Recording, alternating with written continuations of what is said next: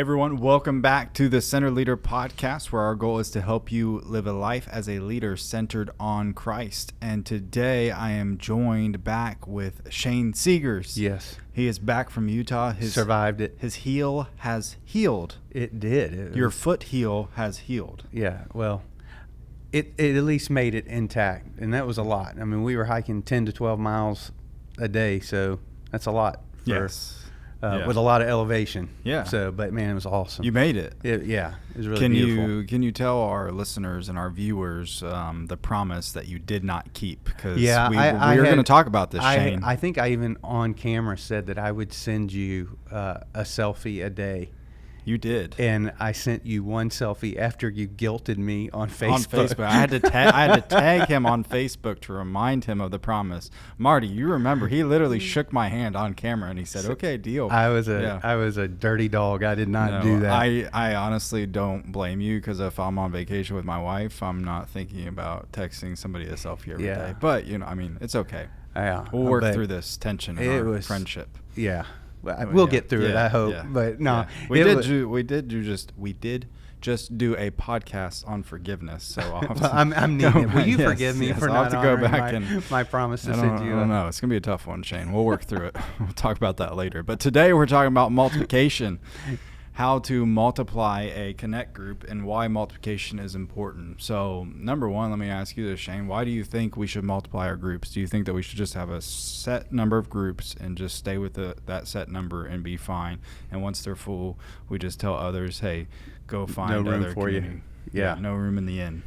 Obviously, no. Our vision is to be a multiplying church of small groups. Yeah. Small groups are the heart of our church, because we believe it's all about relationships. And so if we're going to grow in our relationship with God and we're going to grow in our relationship with others, it's not just something you do on an individual pursuit. So we want people in community, in our connect groups, to do that. Well, if God is drawing and he is reaching more people, well, we need more groups, more relational environments that we can help people to get into so that they can grow. And then we have room for more people.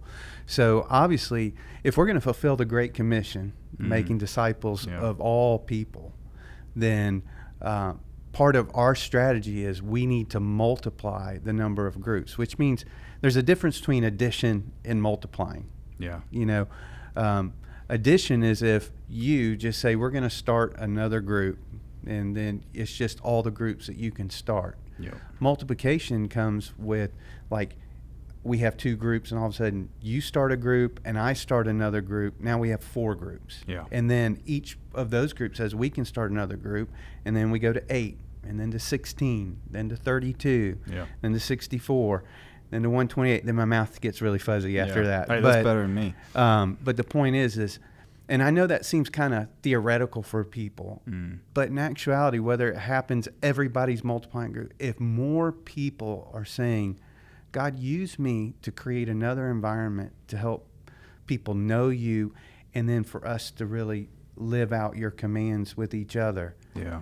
Gosh, just think what could happen in our church. Yeah, absolutely. No, it makes sense, and it makes sense because it's biblical. Mm-hmm.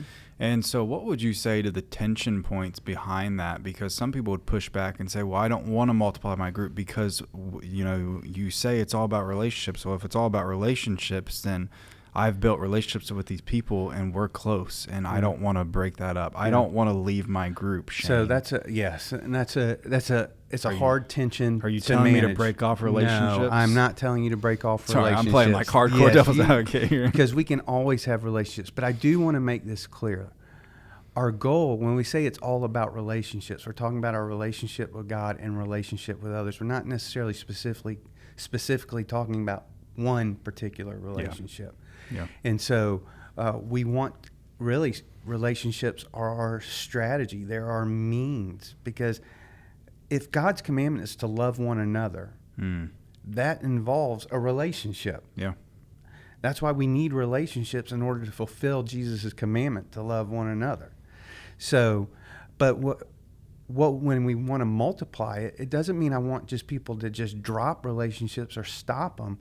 We're just wanting to to provide the opportunity for more. Yeah. And so, so don't hear us say you have to stop having relationships with people, because the goal is not just to form one particular relationship. Yeah. The goal is to leverage all of our relationships so that we can create disciples. Yeah. So, relationships are important, but what God really wants us to make are disciples. Yes. Disciples are made, though, in the context of relationships. Yeah. And so please know the difference. I think a lot of times we get that confused because one of our taglines is it's all about relationships. And face it, there's not enough especially men don't have a lot of relationships. And so when they find, I think studies show men have like one close friend. Yeah, and so, maybe three. So when they find someone, we really want to stick with that person. Yeah. But we're not saying you have to break, no longer have any interaction or any relationship with them.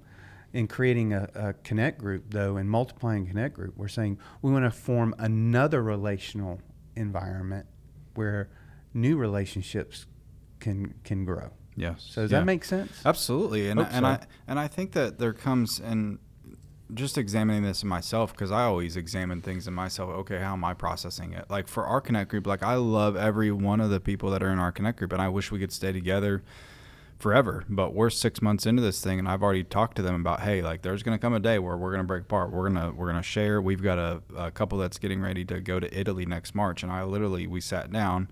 Our first meeting back, and I looked them in the face, and I looked at everybody in the face. I said, hey, just to let you know, we know that you're leaving in March, but not once are we going to disconnect or remove ourselves from you because we know that you're leaving in March. If only we're going to grow closer until that moment.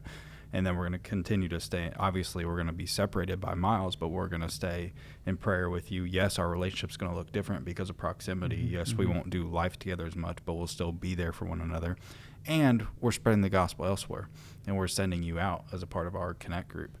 And so that you can go and multiply. And so that now they're praying through, hey, what does it look like to start a connect group in Italy? Yeah. While we're sent here on mission by the military. Yeah. Well, we do this in other areas, families, for instance. Yeah.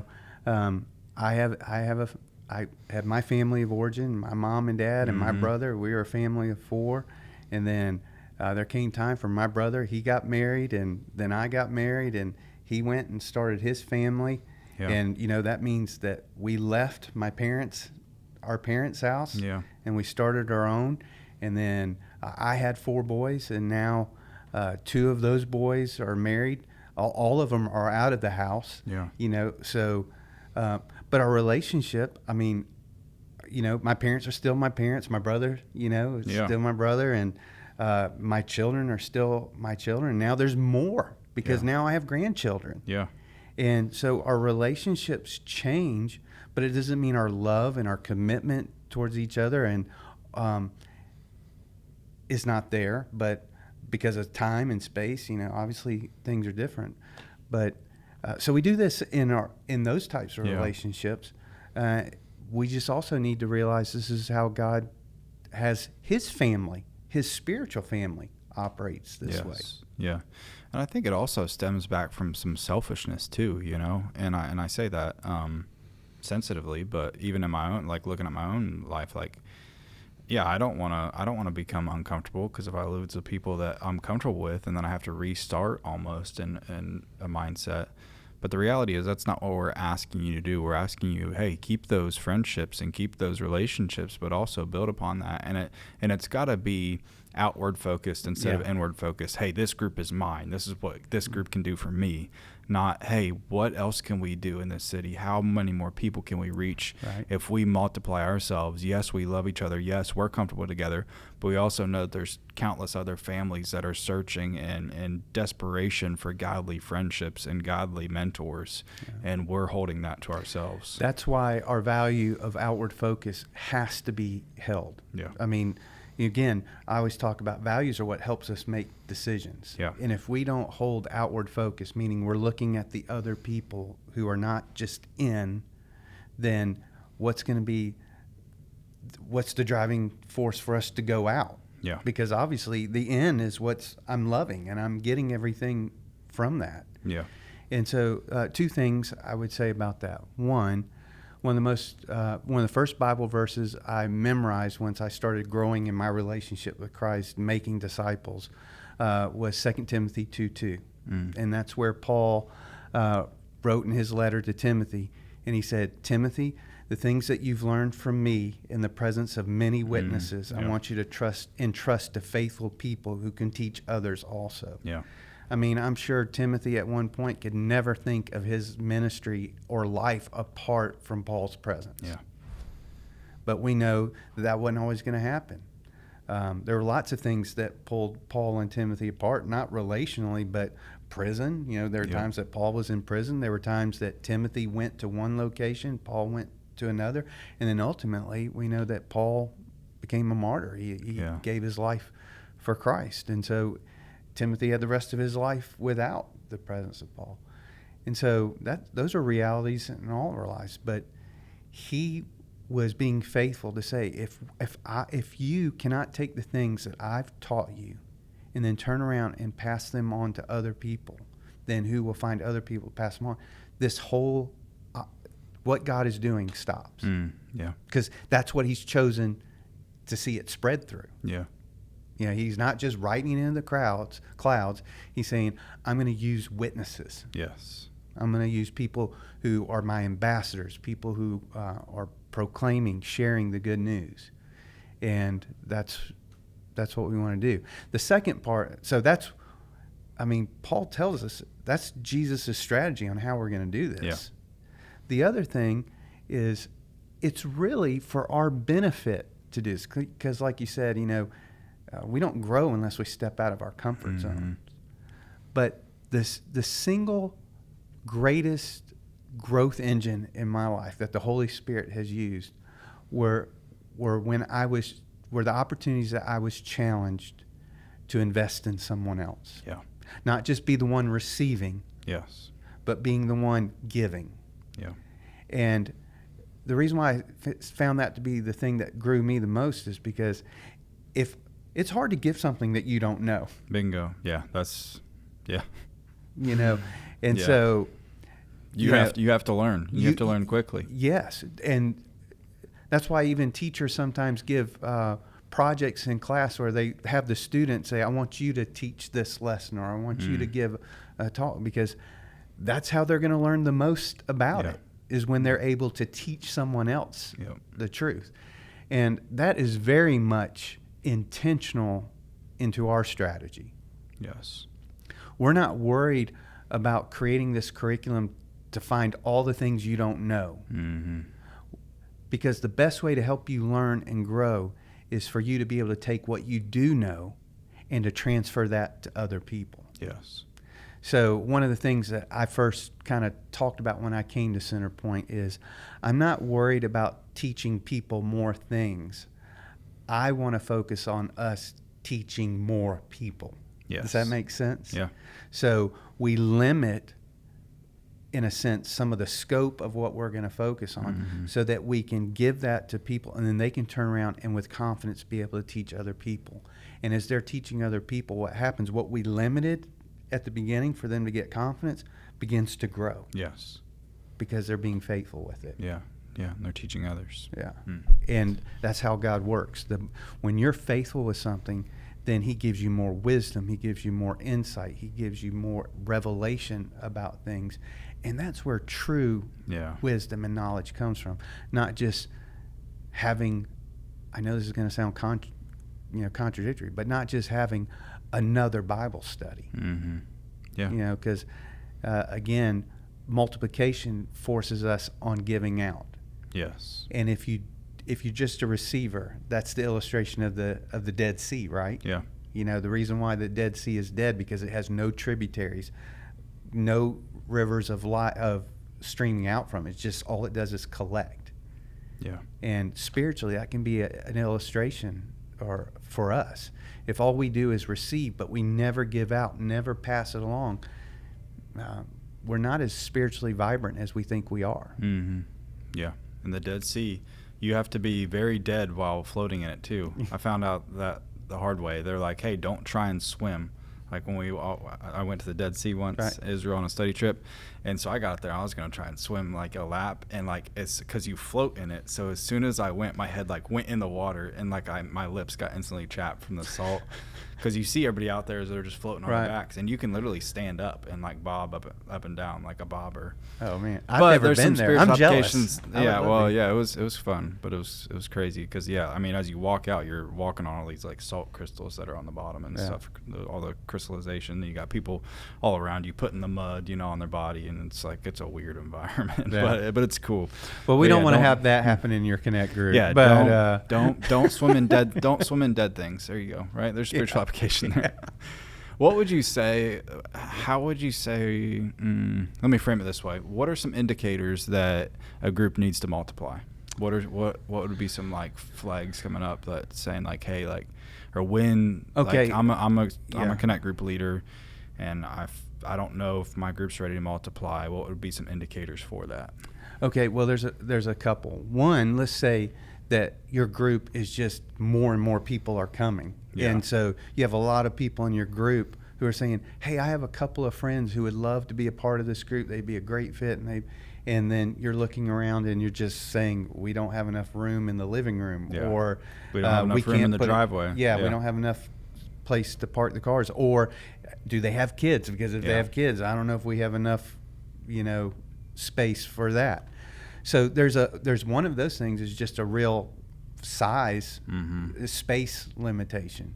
And that's why we want to do Connect groups, because we feel like while your living room might eventually reach a capacity, there's no limit of living rooms that we can have Yes. in this community. So one might just be space. Yeah.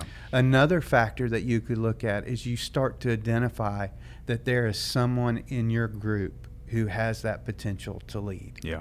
And, they don't just come in with a sign that says future leader. Yeah. Yeah. There are things that you begin to recognize. For us, we talk about faithful, available, and teachable. Yep. So if you start to see a couple in your Connect group or an individual in your Connect group, and they're there all the time, they're available. Anytime there comes a need, how can I help? Yep. They're teachable. Why do we do that? And they're learning and stuff like that. That's someone this is someone we can invest in because they're showing all the signs of a future leader.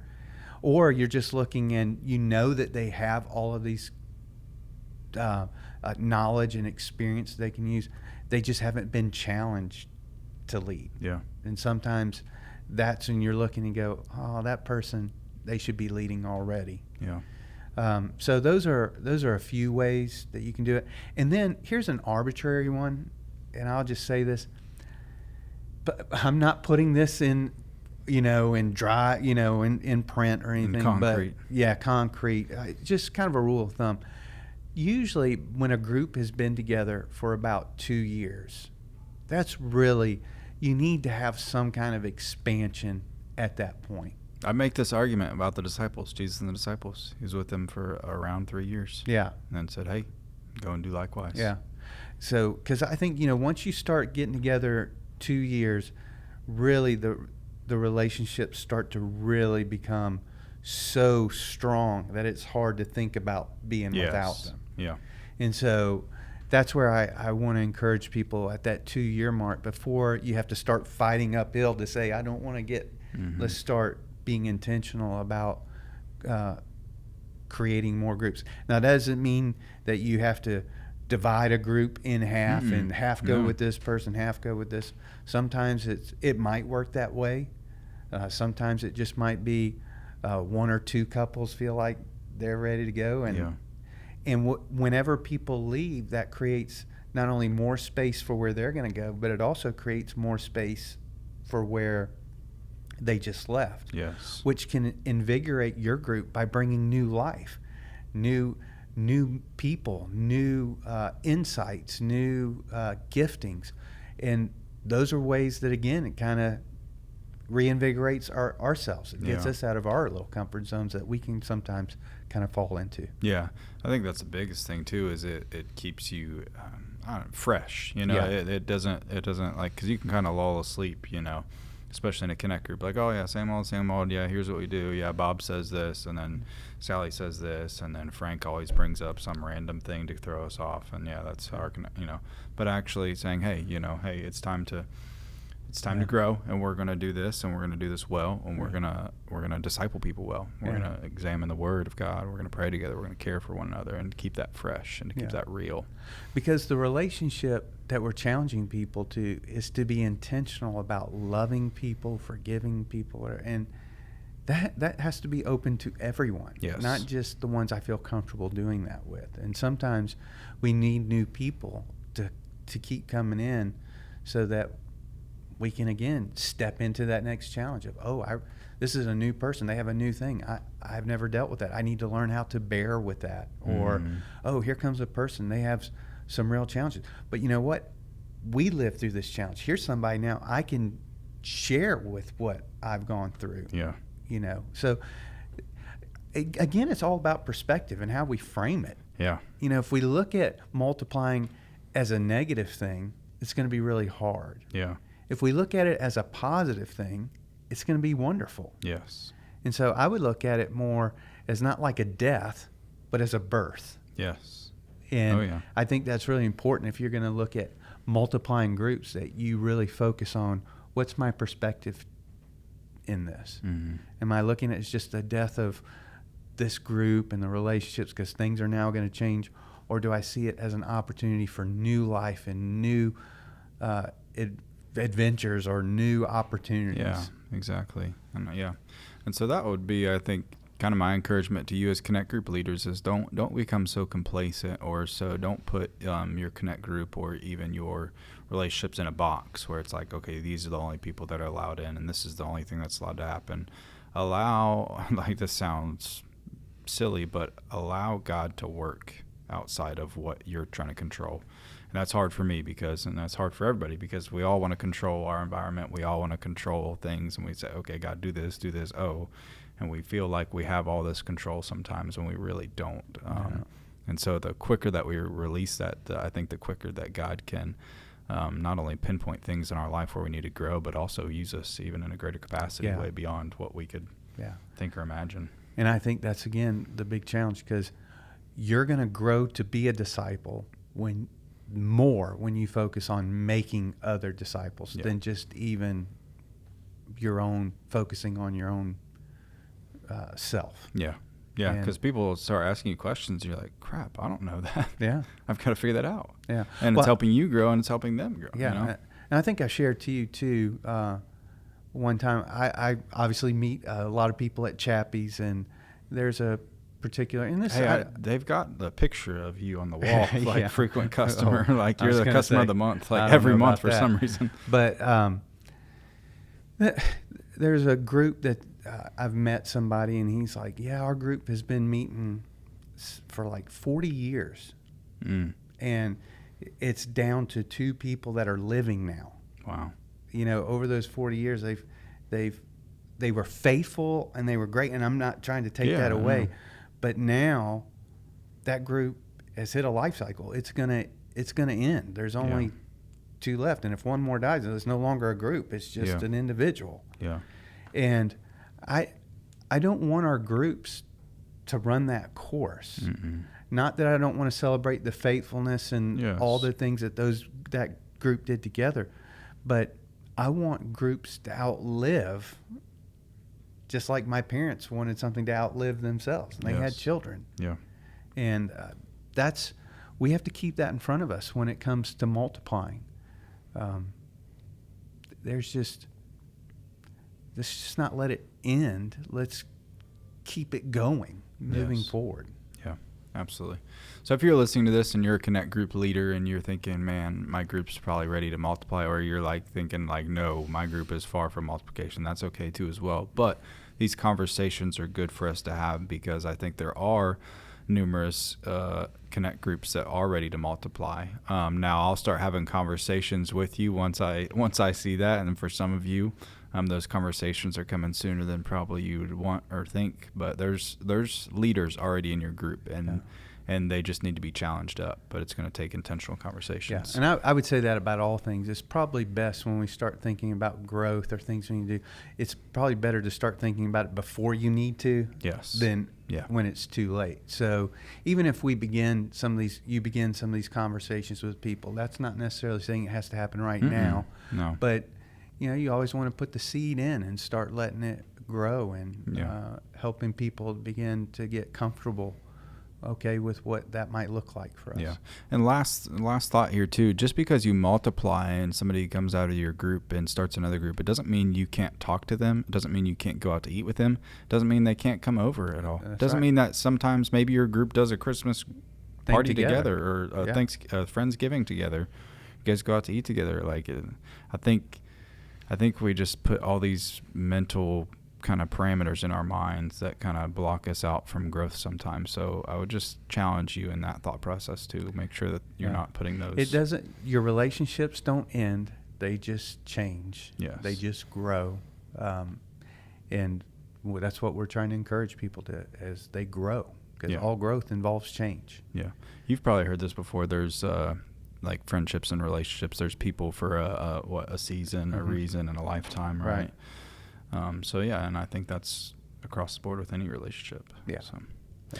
Awesome. Well, hey, thank you for listening to this podcast. Make sure that you share it. Make sure that you like. Make sure that you subscribe. Some of you watch these videos and you're not subscribed.